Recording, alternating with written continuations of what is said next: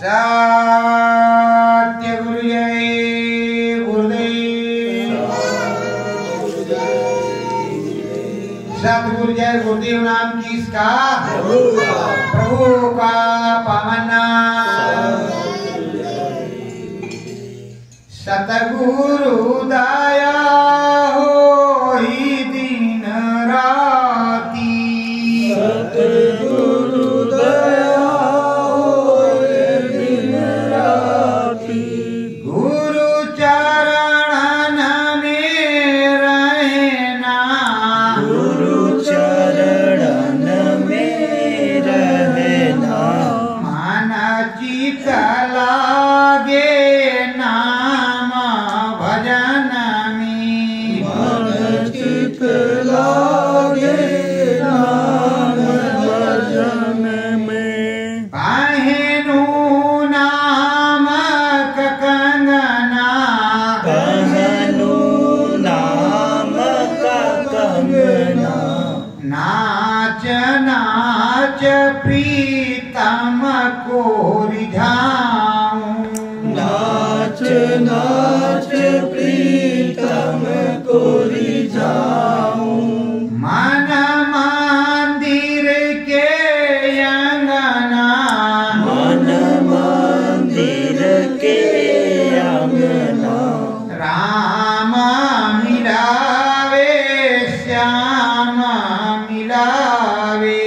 राम मिलावे श्याम मिलावे। कैसो मेरो सजना।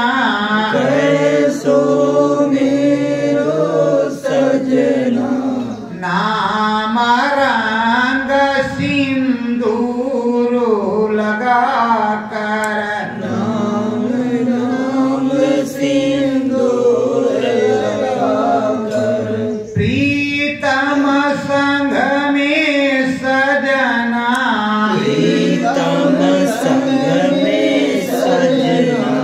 पिया पियारी होई सुरतिया। पिया पियारी होई सुरतिया। साची लागे लगना। साची लागे लगना। गगन विजय उड़ी उड़ी जावे। गगन नीचय उड़ी उड़ी जावे। जैसे उड़त है सजना। जैसे उड़त है सजना। हंस रूप ये धारण कर ले। हंस रूप ये धारण कर ले। पहुँचे गुरु के अंगना। पहुँचे गुरु के अंगना। नामक कंगना सबसे ऊंचा। नाम का कंगना सबसे ऊंचा। प्रीतम मेरो सजना। प्रीतम मेरो सजना। यही संवरिया अंदर बाहर। यही संवरिया अंदर बाहर। सत्य धाम का सजना। सत्य धाम का सजना। भीखा पलटू दादू दरिया। भीखा पलटू दादू दरिया। पहने नामक कंगना। पहने नाम का कंगना। नाम अमर है उनका प्रेमियों।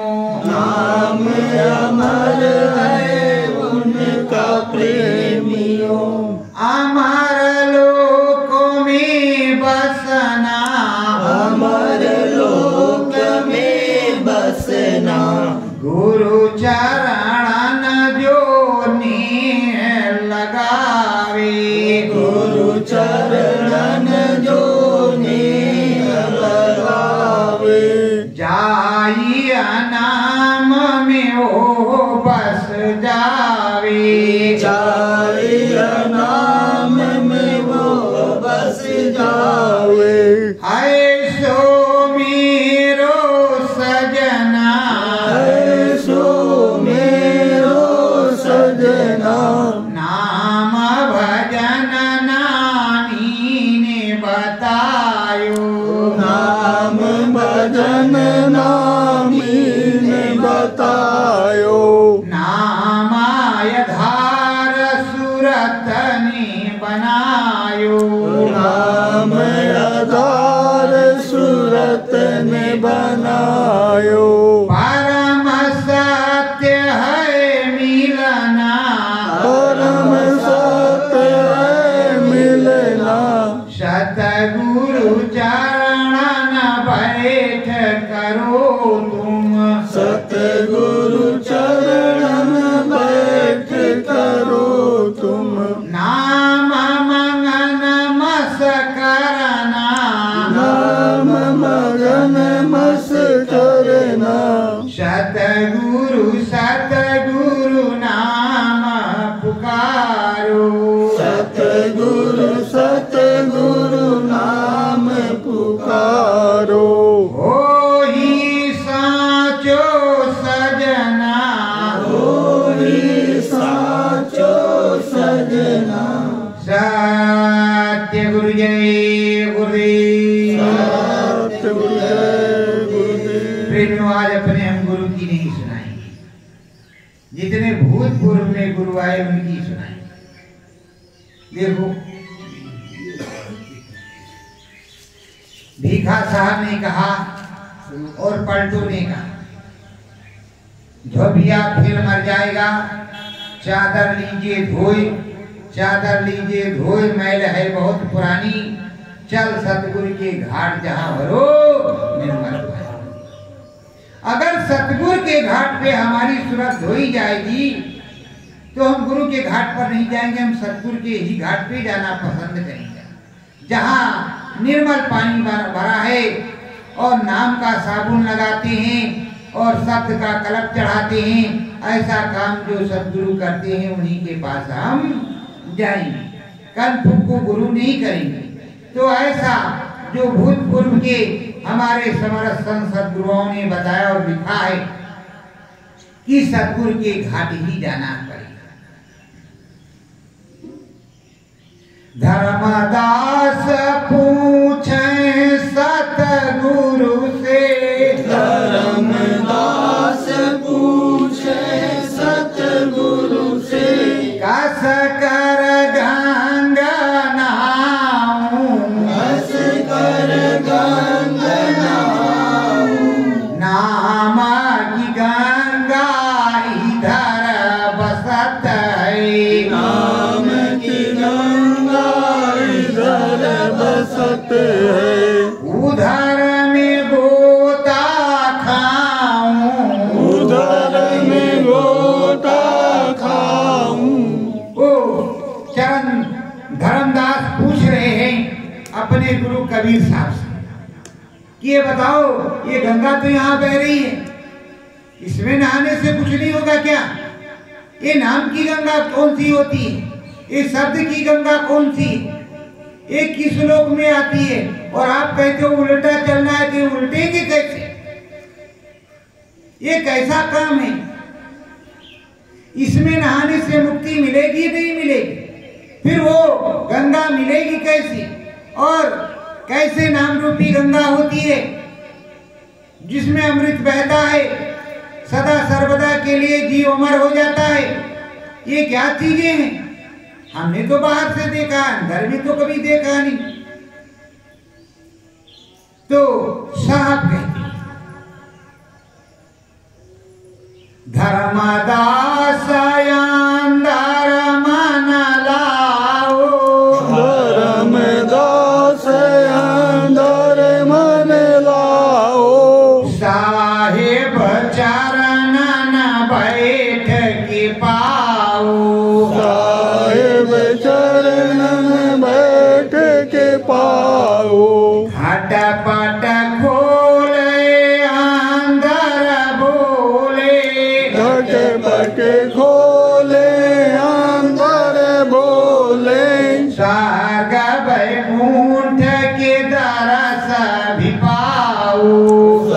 स्वर्ग वैकुंठ के दरस के पाओ। साहब कबीर कह रहे हैं, जो साहब कह रहे हैं उसको सुनो। मैं कोई साहब नहीं हूँ, पर जो साहब कह रहे हैं उसको सुनो। जो नाम है उसको भजो चरणों में बैठकर, सिर पे नहीं, चरणों में बैठकर उसको भजो। और भजने का जो रास्ता बताते हैं उसको आप कीजिए। और जब अंदर में आप चलेंगे, जो दिव्य आंख होती है, जो ज्ञान चक्षु होता है, जो शिव नेत्र होता है, वो खुलेगा। और ऊपर से नाम शब्द की गंगा आई, सदगुरु की, वो तुमको नहलाते धुलाते हुए लेकर के चलेगी। स्वर्ग वैकुंठ सब कुछ दिखाएगी, नीचे का भी दिखाएगी, ऊपर का भी दिखाएगी, कैसे उलटता है ये भी बताएगी। पर पहले साहब के चरणों में बैठना सीखो, थोड़ा सत्संग सुनो। अंदर का ज्ञान मन बुद्धि चित्त इधर से हटाओ, इस गंगा जी से हटा करके वो नाम रूपी राम रूपी ब्रह्म सूत्र गंगा में नहाने का निश्चय करो। जब तक निश्चय नहीं होगा तब तक कोई काम तुम्हारा बनने वाला नहीं। सतगुरु बोले धर्मदास से, सतगुरु बोले धर्मदास से, नाम शब्द की सीढ़ी, नाम शब्द की सीढ़ी, सतगुरु तुमको गगन बतावे, सतगुरु तुमको गगन बतावे। ले ओ राम को ढूंढी, ले राम को ढूंढी। वो साहब बता रहे हैं कि तुम्हें नाम और शब्द की एक सीढ़ी बताएं, एक रास्ता बताएं। उस नाम शब्द के रास्ते पर आप धीरे धीरे चढ़ो, फिर तुम्हें बहुत कुछ मिलेगा। और एक दिन तुम्हें राम जी से मिलवा देगा, तुम्हारे राम जी से मिलवा देगा, राम जी के पास ले जाएगा। और ये ऐसा सस्ता अच्छा रास्ता है कि जो सबसे ऊंचा। ये सीढ़ी कैसी है? ये सीढ़ी बहुत अच्छी और कई प्रकार की है। इस गगन में जैसे ये नाम शब्द की जो सीढ़ी लगी है, ये सबसे उच्च कोटि की है। और सदगुरु के पास ये नाम शब्द की सीढ़ी कई प्रकार की। वो प्रकार बताते हैं कि ये बच्चा चरणों में बैठ करके डंडे डंडे चढ़ जाओ, चरणों में बैठ करके उड़ जाओ, चरणों में बैठ करके ब्रह्म सूत्र गंगा में नहाओ, तो सारे काम होंगे। काम इस तरह होते हैं कि देखो, एक प्रकार से बिल्डिंग पे हेलीकॉप्टर से भी उतर सकती, एक प्रकार से लिफ्ट से जा सकती, और एक प्रकार से सीढ़ी सीढ़ी से जा सकती। ऐसी व्यवस्था हर बिल्डिंगों पर होती है। उसी तरह वो प्रभु की जो रामनामी ऊंचाई वाली बिल्डिंग है जिसपे वो बैठते हैं, जो उनका फ्लैट है जिसमें राम जी रहते हैं, उस फ्लैट पे जाने के लिए लिफ्ट को पकड़ना होगा अथवा सीढ़ी से जाना होगा। अगर मंदिर में जाने के लिए दरवाजा आप खोलते हैं, दरवाजा खोल करके मंदिर में जाते हैं, तो राम जी का दर्शन होता है, उस मूर्तिमान प्रभु का दर्शन होता है। उसी तरह आपको इस रामनामी रूपी मनुष्य रूपी रामनामी मंदिर को खोलना पड़ेगा। इस रामनामी मंदिर में दरवाजा है, उस दरवाजे की चाबी खोलने के सदगुरु के पास। सो सदगुरु समझाएगा, उस रामनामी चाबी से लेकर के अपने घटपट का ताला खोलो और अंदर राम प्रभु से बोलो। तो दरवाजा जिस तरह मंदिर का खोला जाता है, उसी तरह इस मनुष्य रूपी मानव महपोल मंदिर का भी दरवाजा खुलेगा। जिस तरह उस ताले में चाबी लगती है, गेट खुलता है, उसी तरह इसमें भी चाबी लगती है राम नाम की, प्रभु नाम की, हरि नाम की, साहब नाम की, गोविंद नाम की। ये चाबी सदगुरु के पास है। चाबी सदगुरु के अधीन है, सदगुरु चाबी के अधीन नहीं। सदगुरु नाम जगाता है, पर जो है जो नाम रखता है तो सद्गुरु नाम के अधीन है। नाम के अधीन वो हैं जो गुरु के शिष्य, जो सुनते हैं, जो नाम बताए उस नाम से तुम्हें पार जाना होगा। गुरु महाराज ने बताया कि आगे जो महात्मा आएंगे नाम बताएंगे उसी से कल्याण होगा। तो चाहे उनकी बात मान लो और चाहे साहब कबीर की तरह जो बताया गया है चौरी चौरा में रेवतीदास, फूलदास और मंगलदास की तरह महंती का काम कर लो, जैसा तुम्हारी इच्छा हो। और अगर वो चौरी चौरा छोड़ करके गोस्वामी जी के पास आ गए रास्ता लेने, तो तुम भी छोड़ भागो। तुम्हें जहाँ रास्ता मिल रहा हो सच्चा, वहां लगो। अगर 1 पैसे की कोई चीज मिल रही है तो इस 1 पैसे से ही 100 पैसा होता है। पैसे पैसे जोड़ करके तुरंत जो है 100 पैसा नहीं होता। और सद्गुरु के दरबार में जब मिलता है तो दिन दिन हो सवायो, पायो जी मैंने पायो, नाम रतन धन पायो। संत कबीरा खुल कर बोले, संत कबीरा खुल कर बोले, घाट में अलख जगावे, घट में अलख जगावे, राम नाम की महिमा सुन लो, राम नाम की महिमा सुन लो, काशी जी में गावे, काशी जी में गावे। ये उस जमाने की बात है जब तलवार की धार पर राज्य चलता था। अगर किसी प्रकार से गुरुद्रोह, राजद्रोह हुआ तो सर कलम कर दिया जाता था। उस समय की बात, ना झुके ना रुके, बराबर राज राजाओं के यहाँ और हर जगह जाकर के वो सूचना देते रहे और राम नाम का संदेश सुनाते रहे और समझाते रहे, उसका प्रमाण भी देते रहे। प्रमाण क्या है कि वही रामनगर है। काशी में एक रामनगर भी, अगर नहीं सुना तो मैं सुना देता हूँ, उसमें रामनगर है। लंका भी वही है, उसी काशी में। और आदि केशव मंदिर भी वही है, काशी विश्वनाथ भी वही है और गंगा जी भी वही है। शहर कोतवाल काल भैरव भी वही है और शीतला माता भी वही है। और बहुत से संतों ने वहां स्थान भी ग्रहण किया।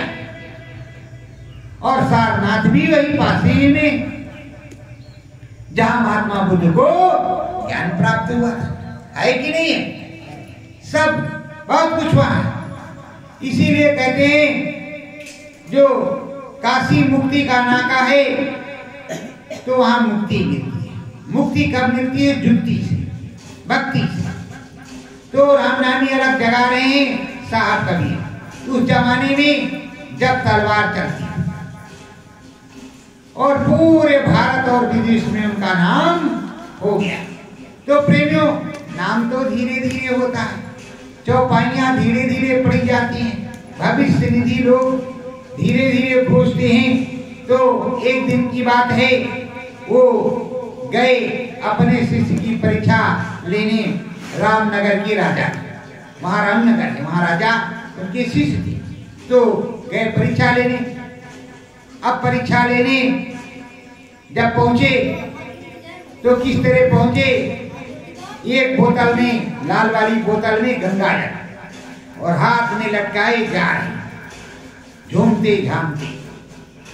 आप बेचारा मंत्री तो चालाक था, वो तो प्रणाम किया दूर से और राजा कहा आप तो हमारा धर्म भी नष्ट हो गया। महाराज जी तो आज बोतल लेकर किया और साथ में रविदास भी थी, जीत भी थे।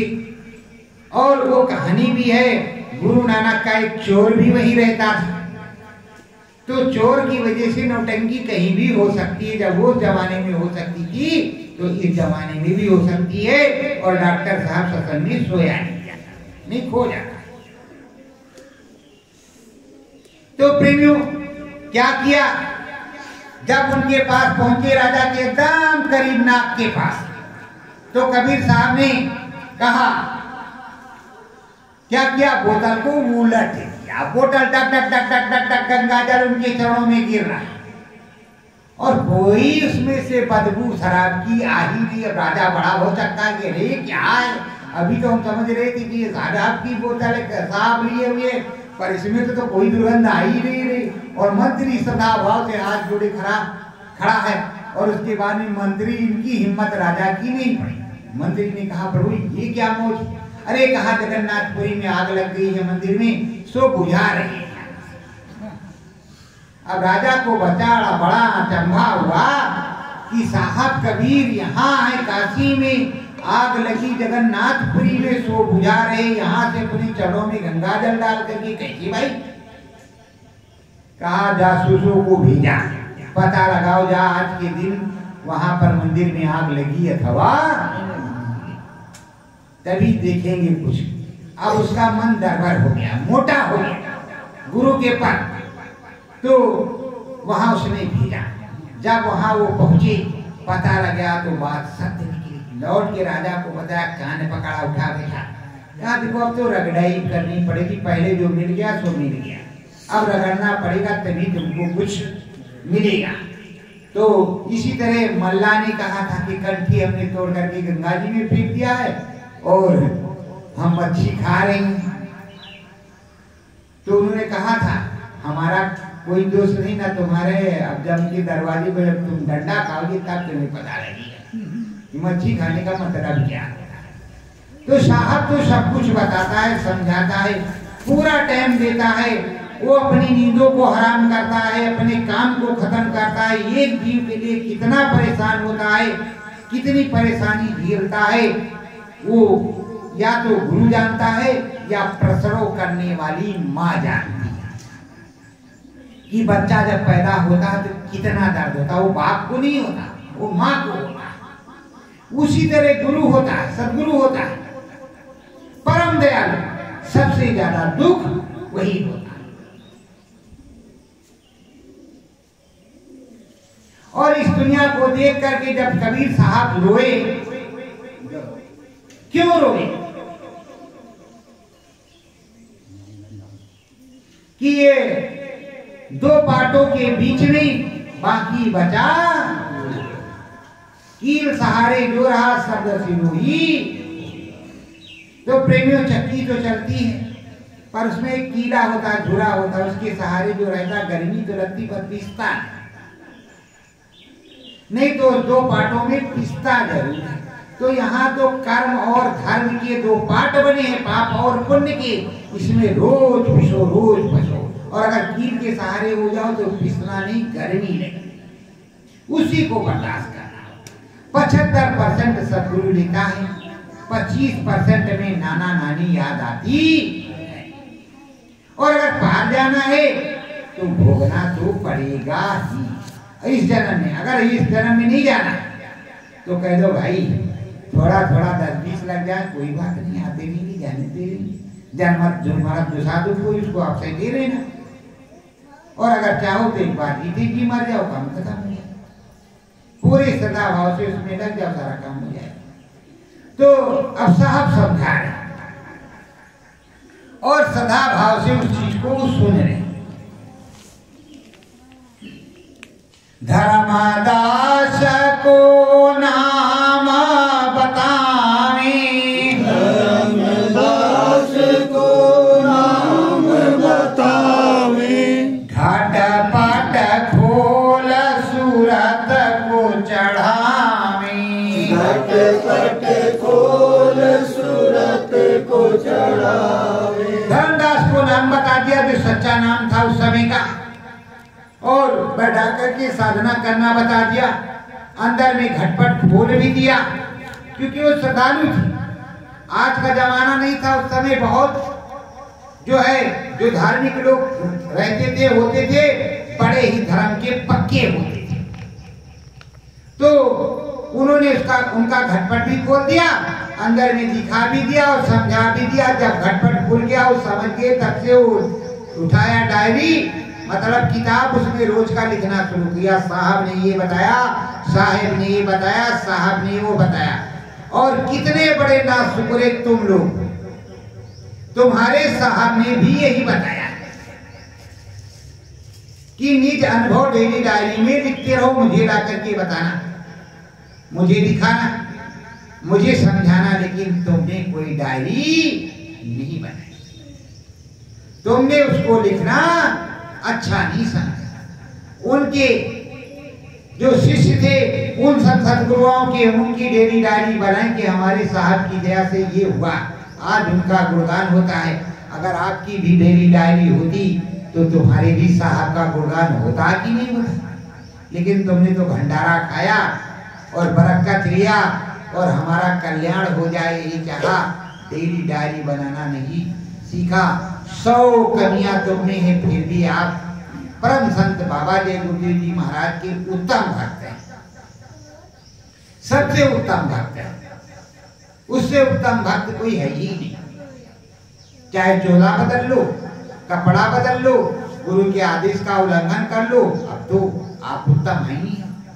और चाहे ऐसा कहो कि सभी बात गुरु की माननी नहीं चाहिए, जो गुरु की वाणी समझ में आए जितना उतना ही मानना चाहिए, सारी वाणी नहीं माननी चाहिए किसी की कही कहे। तो जैसा आप समझा और जैसा आपके संसद गुरु ने समझाया हो या भूतपूर्व के गुरु ने समझाया वैसा कर लो। तो अब सहज में देखे अंदर तारा, सहज में देखे अंदर तारा, कैसा अद्भुत इधर पसारा,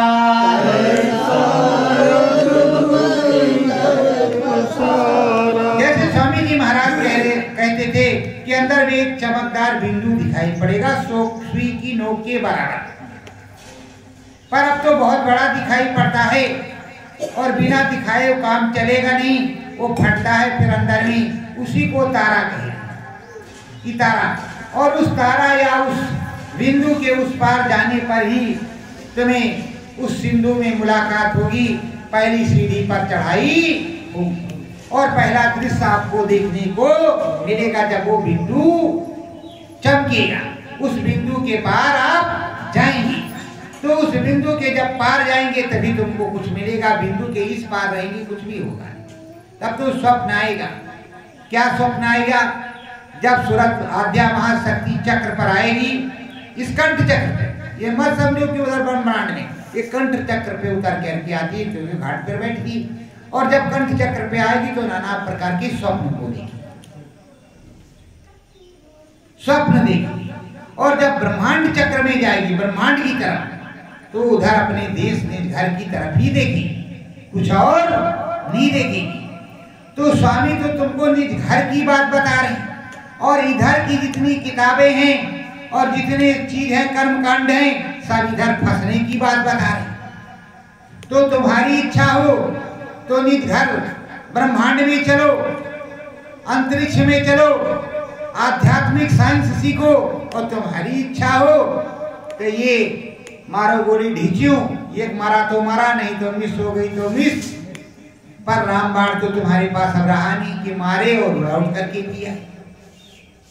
वो आध्यात्मिक विद्या है, वो पराविद्या है। तो पराविद्या, आध्यात्मिक विद्या, वो सदगुरु अलग नहीं कहता है, उसकी बातें ही अलग होती है, दुनिया की समझ में धीरे धीरे आता है।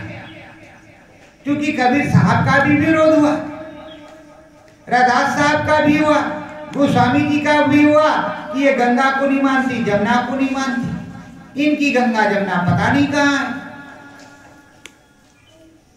वो सच्ची बात बताते तो नहीं मानते, फिर धीरे धीरे से जब रामायण लिख दिया तो उसका अर्थ तो किसी ने पूछा नहीं, और जब गाने लगे, सुनाने लगे कि उधर ये हुआ, उधर वो हुआ, उधर वो हुआ, और जब सुंदर कांड और ये कांड वो कांड चालू हुआ, और जब चढ़ावा चढ़ने लगा तो पंडितों की जय जयकार हो गई।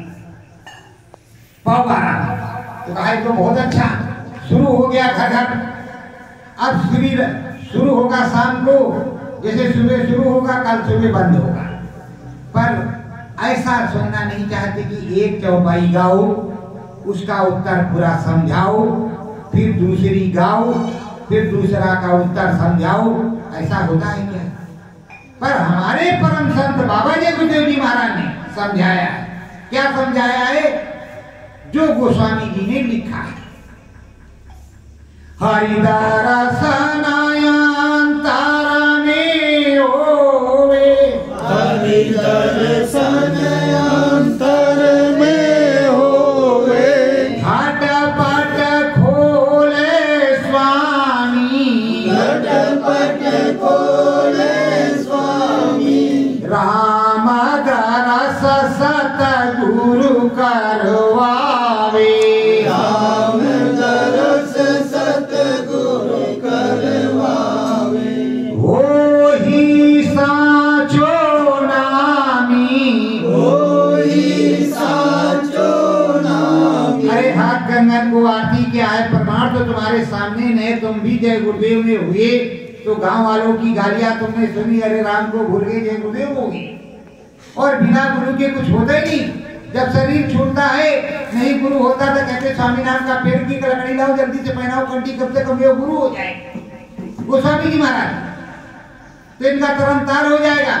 और इधर क्या कहते, जय जय जय हनुमान गोसाई कृपा करो गुरुदेव की नहीं, और गुरुदेव की ही निंदा करते हैं। बिना गुरुदेव के कुछ होगा नहीं, और गुरुदेव की ही निंदा करते रहे, उसमें जैन तो जुड़ा, बाकी तो सब गुरुदेव का है।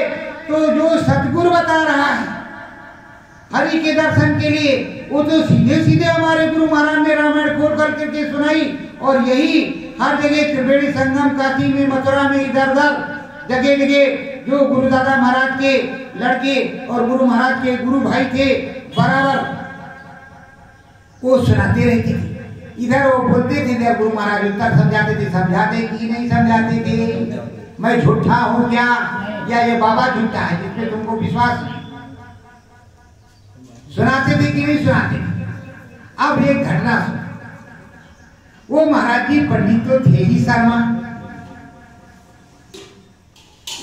पर बेटा कितने भी बड़े बाप का हो, अगर बाप के आचरण का अनुसरण नहीं करेगा तो उसकी चीजें उसको नहीं मिलेगी। ये विधान है। अब साबरमती अहमदाबाद नदी के तट पर हमारे गुरु परम संत बाबा जी गुरुदेव जी महाराज ने सन 1977-78 के दौरान उन्होंने 33 करोड़ देवी देवताओं को खुश करने के लिए हवन पूजन किया। आप पूछते हो कि आप क्यों करते हो? फिर उन्होंने क्यों किया? उन्होंने हवन पूजन किया। हवन पूजन किया। जब हवन पूजन किया तो कहा 33 करोड़ देवी देवता खुश हो गए, 5 देवता बाकी हैं जो चौथे महायज्ञ में खुश किए जाएंगे, 5 देवताओं की बात।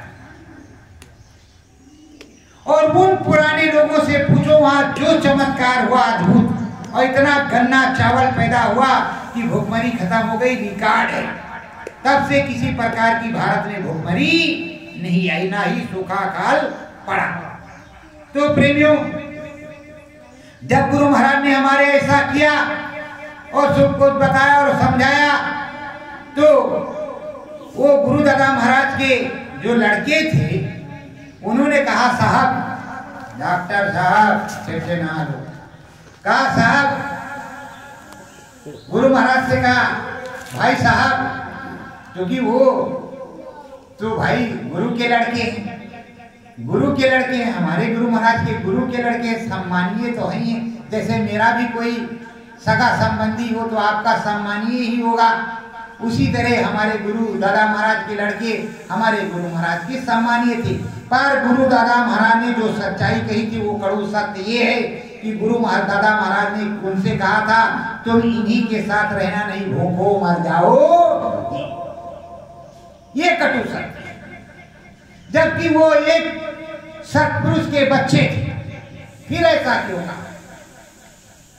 तो इस कटु सत्य को कहेंगे जो हमने सुना है जो लिखा है तो हम क्या झूठ बोलते हैं? जो सुन रखा है प्रेमियों से, जो भूतपूर्व के, क्योंकि आज तो हमको नामदान मिला नहीं, मुझको तो बहुत पहले नामदान मिला,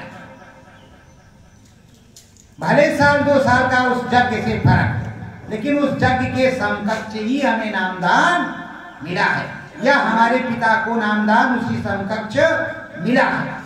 तो धीरे धीरे से जो प्रेमी गए उन्होंने चमत्कार देखा, हमारा बचपना जरूर रहा लेकिन वो तो बताते रहे कि ऐसा ऐसा हुआ, तो वो तो अभी हमारे अंदर जीवंत है। पहले कोई राम कथा लिखी थोड़ी जाती थी, रामायण लिखी थोड़ी जाती थी, एक दूसरे को सुनाता था।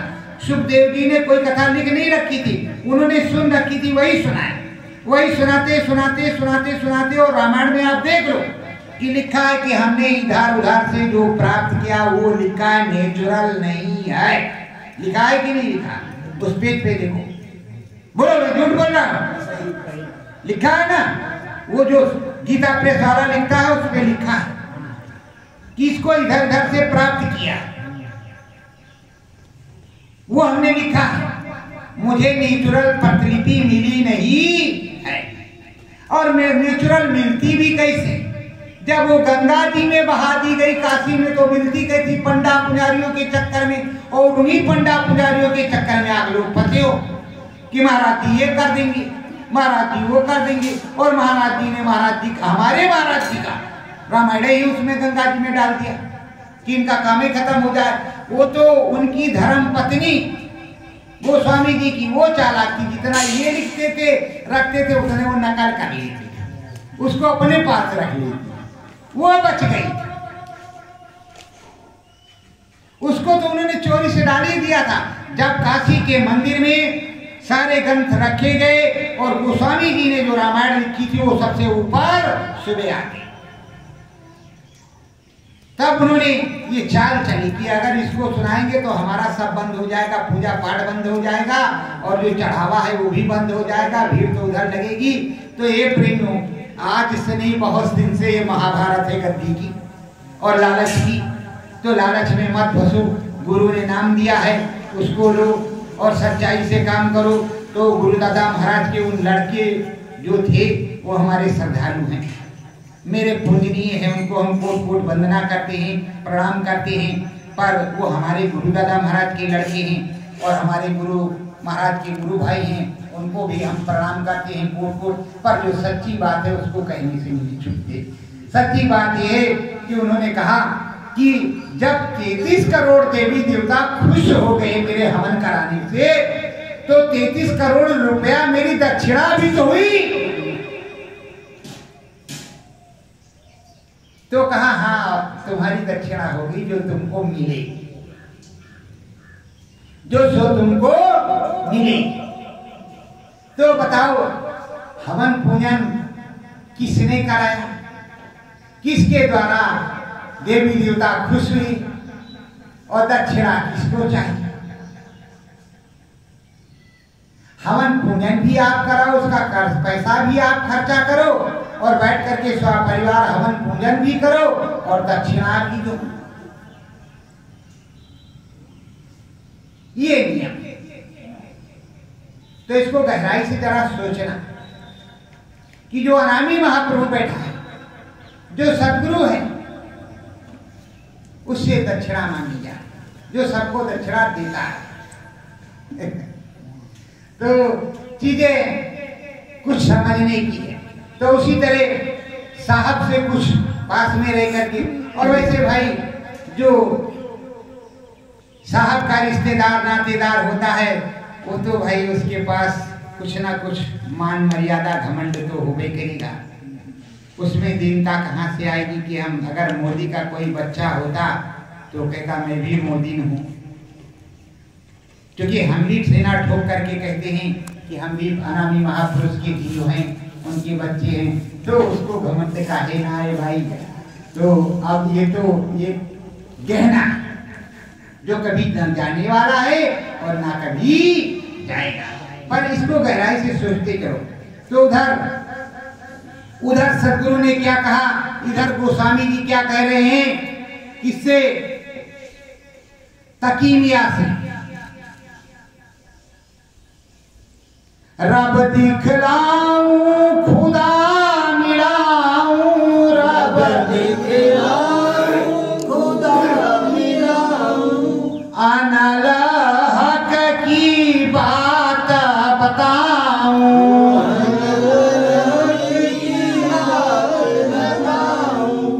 अल्लाह और सजीम बताऊं,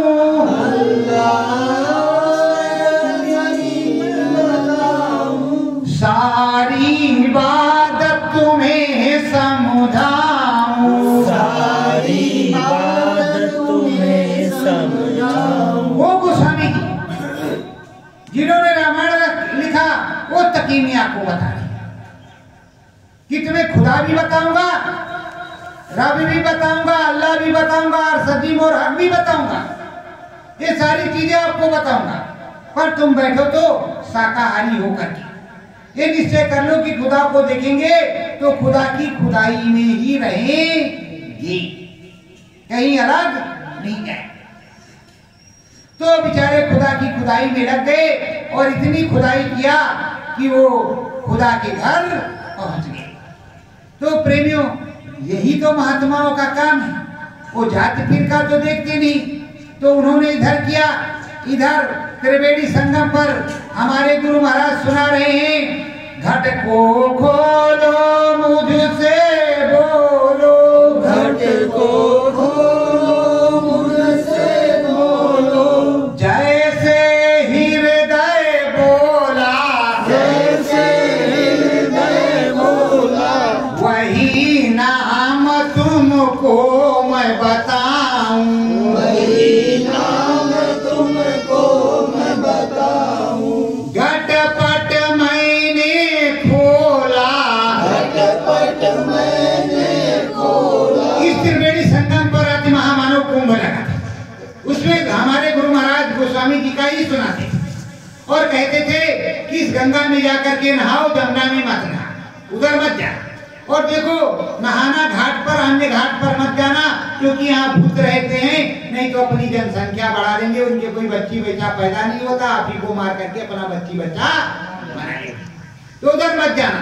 हम लोग भी काफी लोगों को समझाते थे, कई डूबते को बचाने की भी कोशिश किया, बचाया भी गया। तो उस महामानव कुंभ में अब गुरु महाराज क्या कह रहे हैं, देखो तुम बुराइयों को चाहे यहाँ छोड़ दो और चाहे गंगा मैया से जाकर के कह दो कि हम ये बुराई छोड़ रहे हैं, आज से स्मरण ध्यान भजन करेंगे। मतलब कान चाहे इधर से पकड़ लो चाहे उधर से पकड़ लो, गंगा मैया में तो गुरु बैठे ने। और गंगा मैया की एक मूर्ति बनी थी और वहां बड़ा सा यज्ञ कुंड, उसी में आहुति पड़ती थी। और आज अगर आप यज्ञ करो और उसको डाल दो, गुरु महाराज ने तो कभी ऐसा किया नहीं, ये तो ढोंगी है, पाखंडी है, इन्होंने ऐसा कैसे किया, ये तो कर्मकांड है, फिर धर्मकांड कहाँ है, ये भी तो जानना पड़ेगा। अब सदगुरु बता रहे हैं कि जो नाम गोस्वामी जी ने दिया है, जो हृदय को मिला है, वही तुमको हमने दिया, अपने स्वामी जी महाराज वही तुमको दिया और वही मैं समझा रहा हूँ। और मैंने घटपट खोल दिया है, कुछ तो मुझसे बोलो। और गुरु महाराज यही कहते थे कि जब तुम भी चूचा बोलेगा तब मैं कुछ बोलूंगा तो तुम सुन लोगे। कोई भी प्रेमी सुन ले, अगर वो लिखना चाहता है तो कागज कलम लेकर के बैठे और लेकर के बैठ जाए और अंदर में सदगुरु जो गुरुदेव बोले और गुरु महाराज से अपने प्रार्थना करे, जो शब्द उसके मन में आ जाए। सदगुरु मेरे जैसे सतगुरु धर्म कीर्त बताओ, सतगुरु धर्म कीर्त बताओ, ज्ञान की गंगा तुम ही बाओ, ज्ञान की गंगा तुम ही बहाओ। ये सिकंदों में मैं बोल रहा हूँ कि मेरा गुरु बोल रहा है। कोई मेरे पास मशीन फिट है या किताब रखी है, जो उधर बोलता है सो मैं बोलता हूँ। अगर मैं बोल सकता हूँ तो आप सब बोल सकती हो। पूरे विश्व के लोग बोल सकते हो जिसके अंदर ये हंसासुर जीवात्मा उस मालिक की बैठी हुई है, वो सब बोल सकते हैं और हमसे सभी मिल सकते हैं, किसी को मिलने में कोई दिक्कत नहीं।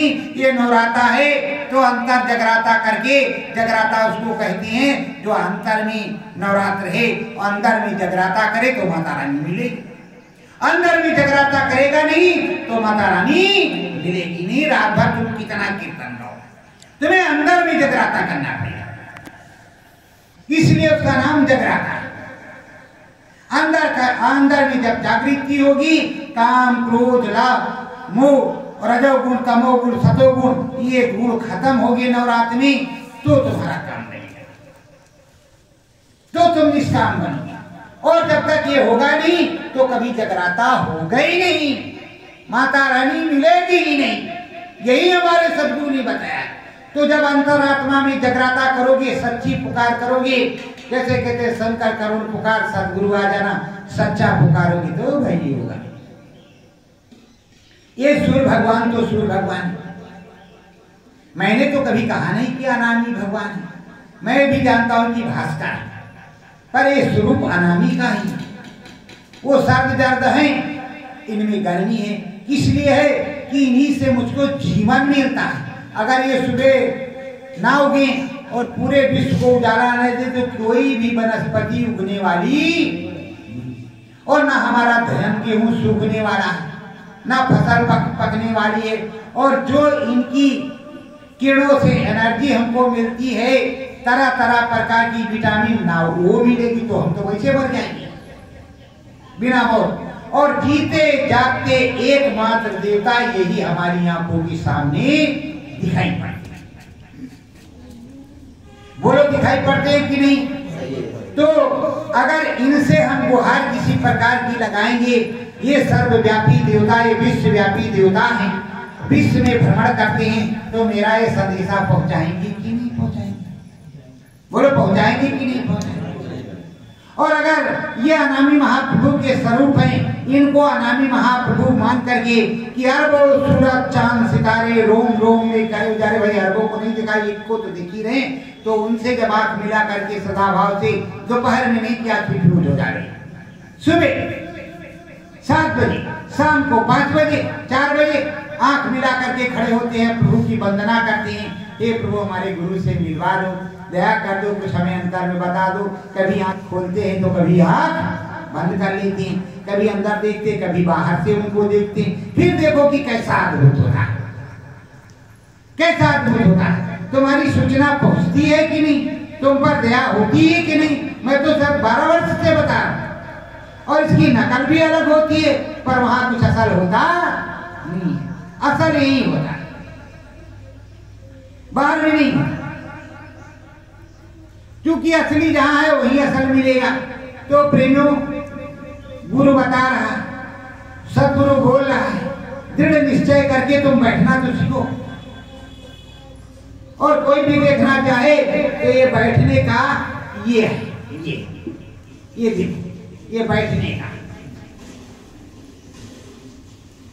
और जो बैठता होगा उसके साथ के पास ये बैठने वाला चिन्ह होगा, क्योंकि इसी पे लोड रहता है, तो इस पे चिन्ह तो होगा ही करेगा। और नहीं बैठता तो कोई चिन्ह होगा नहीं। और ये बैठना नहीं है, जय गुरुदेव जय गुरुदेव सदगुरु जय गुरुदेव जय गुरुदेव। अरे का स्वामी महाराज ये विडंबना यहाँ है। तो मन जब कहीं अलग लगा है फिर तुम्हें कैसे मिलेगा? अगर ध्रुव को दर्शन हो सकता है बिना गुरु के, नारद ने बताया था केवल दास, नारद मुनि ने परीक्षा लिया था, तो ध्रुव को दर्शन हो सकता है तो आपको नहीं हो सकता। उनको बहुत छोटी उम्र में उनको मिला, और सारा मार्गदर्शन प्रभु जी ने ही आकर किया। केवल नारद ने बताया कि चलो भाई तुम्हारी इच्छा शक्ति अगर दृढ़ है और तुम उनकी गोद में बैठना चाहती हो तो तुम ये भजन करो, और लौटोगी नहीं, शेर खा जाएगा, बाघ खा जाएगा, ये होगा वो होगा, तरह तरह के का कोई बात नहीं, कोई खा जाए, पर हम अपने प्रभु की गोद में ही बैठेंगे। वही काम करेंगे। और उन्होंने लगन से भजन किया। तो मधुरा नाम के राक्षस ने मथुरा को बताया था, मधुरा नाम। और जब उस प्रभु ने दया कृपा किया, दर्शन दिया ध्रुव जी को, तो मथुरा हो गया। यहाँ तो दर्शन दिया नहीं। और ध्रुव जी थे कहाँ के तो आप लोग जानते नहीं। तो प्रेमियों, अगर वो 5 साल के बालक, 6 साल के बालक या 12 साल के बालक को लगन लग सकती है, उन्हें अनुभव हो सकता है, भगवान दर्शन दे सकता है, तो तुम्हें भी दे सकता है। तुम्हारे तरह के वो भी रहे होंगे। अगर हरिश्चंद्र के सामने नारायण प्रकट हो सकता है काशी में, तो तुम्हारे सामने भी नारायण प्रकट हो सकता है। पर हरिश्चंद्र ना बनो तो कुछ तो आचरण हरिश्चंद्र का अपनाओ, कुछ तो अपनाओ, कुछ तो करो, तब तो कुछ होगा।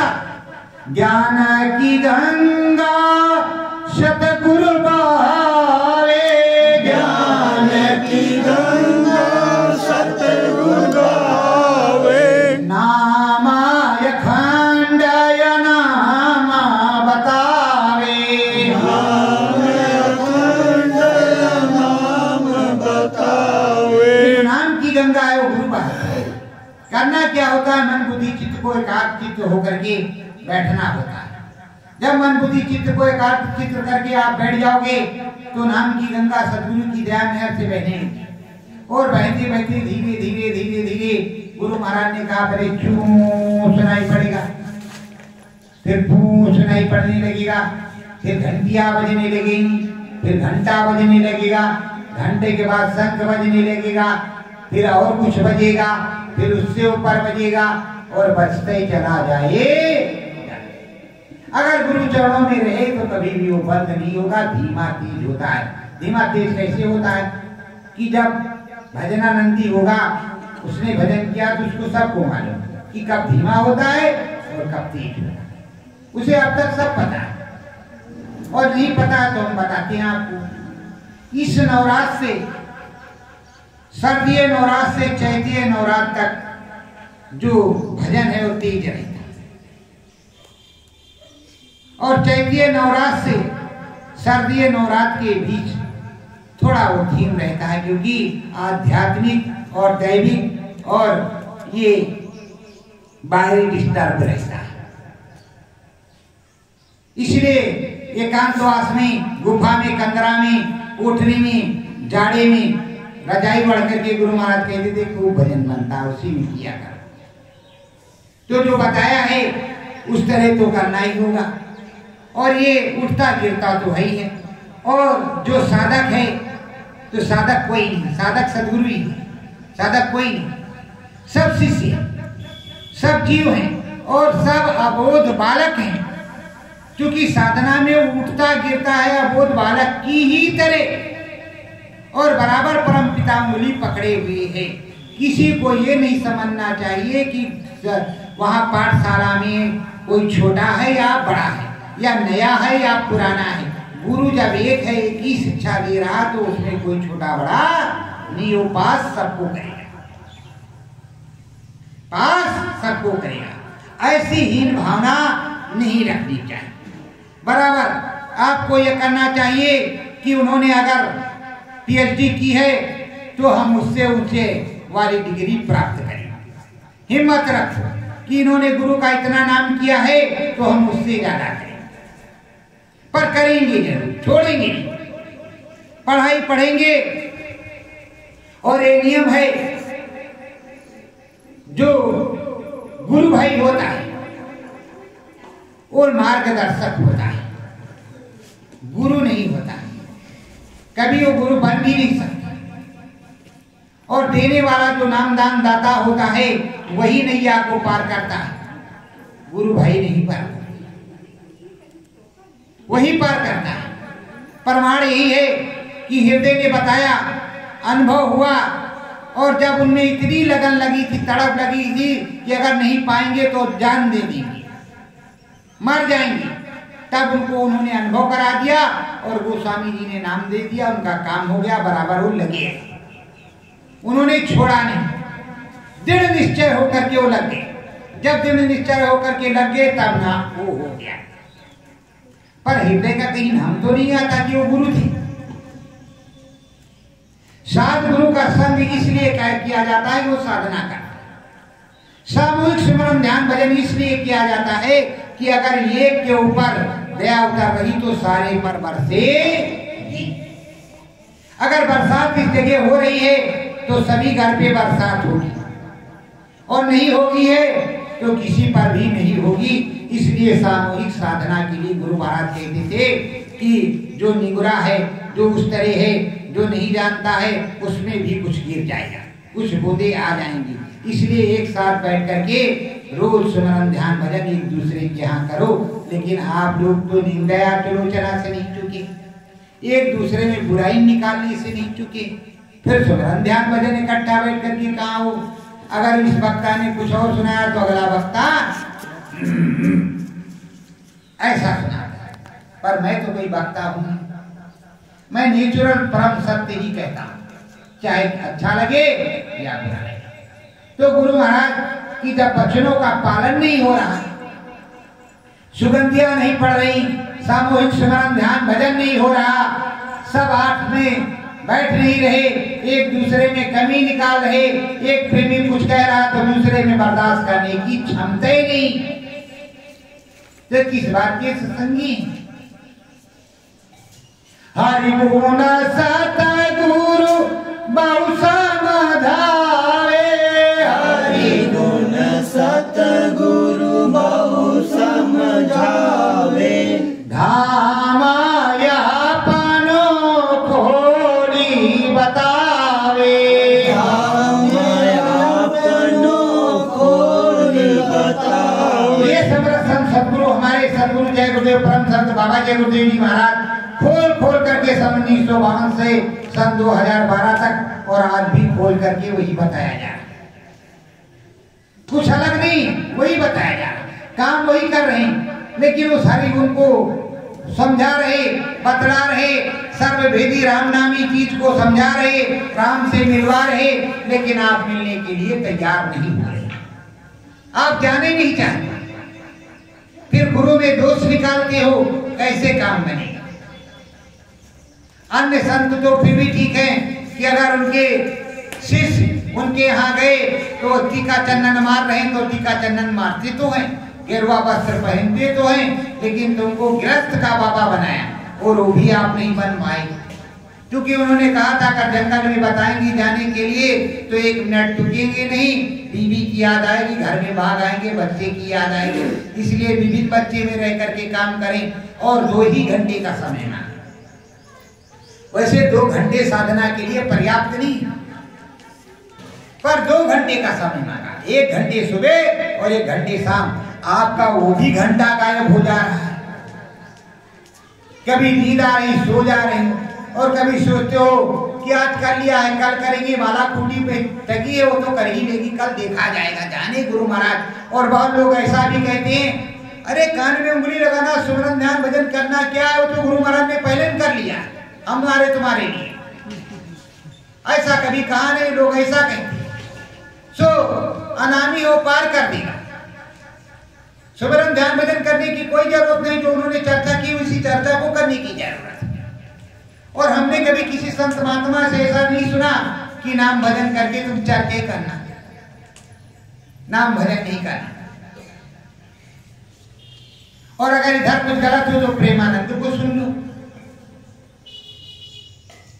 वो भी बता रहे हैं। वो क्या बताते हैं कि अगर उपवास रख के भगवान खुश हो जाए तो उपवास रखो। प्रेमानंद जी महाराज हम नहीं कह रहे, उपवास रख के रहो, भगवान खुश हो जाए तो खुश हो कर लो।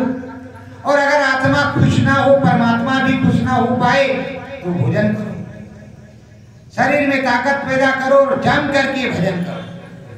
सीमा पर खड़े हुए हो तो देश की सच्चाई से सुरक्षा करो, उसी तरह शरीर की सुरक्षा करो।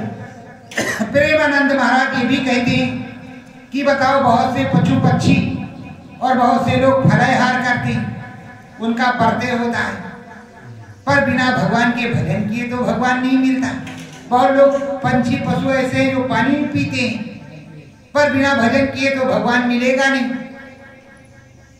तो इसका मतलब खा पी करके सच्चाई से आत्म तृप्त करके भगवान को भी इस परमात्मा से इस जीवात्मा की तृप्ति के लिए भी कार्य करना है। अगर मन की तृप्ति, क्षुधा की तृप्ति के लिए काम किया है तो उस तृप्ति के लिए भी काम करना पड़ेगा। तो आप लोगों से करबद्ध प्रार्थना है कि आप लोग जीवात्मा की तृप्ति के लिए भी काम करो। इस लोक में आए हो तो इस लोक को बनाया है, पर लोक भी बना लो। अपने गुरु की जय जयकार करो, डरो मत कि हमारा अनुभव बंद हो जाएगा। जो गुणगान हो उसको लिखते रहो। चू सुनाई पड़ता तो तुम चूहे लिखो, मुंह सुनाई पड़ता मुंह लिखो, जो तुमने साल में देखा वही लिखो, क्योंकि ये सहने सहने आता है, धीरे धीरे आता है। कभी इसका ज्वार भाटा आता है, और जब लगे रहोगे तो गुरु महाराज ने कहा कि तुम जब लगे रहोगे घाट पर तो एक दिन ज्वार भाटा आएगा और वो खींच करके ले जाएगा। नाम का ज्वार भाटा आएगा, वो खींच करके ले जाएगा, और आपने छोड़ दिया, लगे नहीं। फिर ज्वार भाटा आया और चला गया, समुद्र में आप मिल ही नहीं पाए। तो उस सदगुरु की बाणी पर ध्यान दो। यही आप लोगों से विनम्र प्रार्थना है। मैं न किसी की निंदा करता न आलोचना करता हूँ, जो सच्ची बात होती है उसको बोलता हूँ। तो प्रेमियों, अपने सदगुरु के चरणों में लगो, करो नाम भजन गुरु चरण में, करो नाम भजन गुरु चरण में। जो गुरु तुमको नाम बतावे, जो गुरु तुमको नाम बतावे।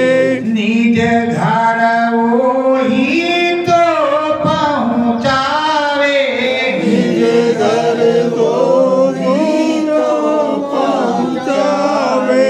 लगन लगे अनुसरण में, लगन लगे अनुसरण में।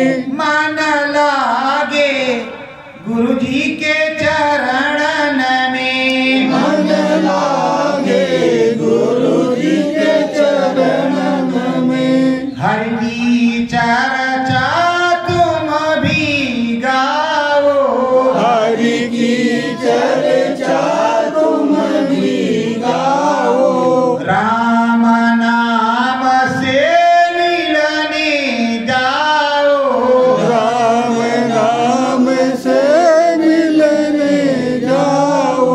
बैठ के सतगुरु चरण में, बैठ के सतगुरु चरण में। मन लागे गुरु जी के चरण में, मन लागे गुरु जी के चरण में। हंसा चरण जाई समाई, हंसा चरण जाई समाई। मुखोती पद सतगुरु जी बनाई, मुक्ति पद सतगुरु जी बनाई। श्रद्धा भाव को लो अपनाई, श्रद्धा भाव को लो अपनाई। दया में हर गुरु वरण में, दया में हर गुरु वरण में। मन लागे सतगुरु